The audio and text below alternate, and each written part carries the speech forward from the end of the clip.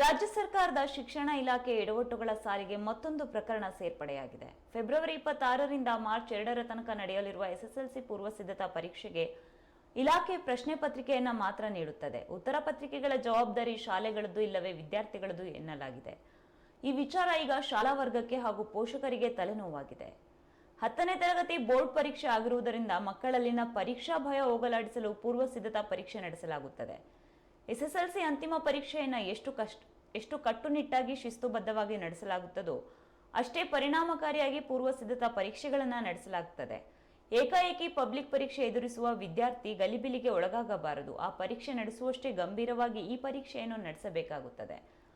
ವಿದ್ಯಾರ್ಥಿಗೆ ತನ್ನ roll number, registration number, code ಇತ್ಯಾದಿಗಳನ್ನು ತಪ್ಪಾಗಿ ಬರೆಯದಂತೆ ಹೇಳಿಕೊಡಬೇಕಾದ ಜವಾಬ್ದಾರಿಯೂ ಇರುತ್ತದೆ. ಆದರೆ ಶಿಕ್ಷಣ ಇಲಾಖೆ ಬರೀ ಪ್ರಶ್ನೆ ಪತ್ರಗಳನ್ನು ಮಾತ್ರ ಒದಗಿಸುತ್ತದೆ. ಉತ್ತರ ಪತ್ರಿಕೆಗಳು ಶಾಲೆಯ ಜವಾಬ್ದಾರಿ ಎಂದಿರುವ ಹಿರಿಯ ಅಧಿಕಾರಿಗಳ ವಾಟ್ಸಪ್ ಮೆಸೇಜ್ಗಳು ಗೊಂದಲ ಸೃಷ್ಟಿ ಮಾಡುವಂತೆ ಮಾಡಿವೆ.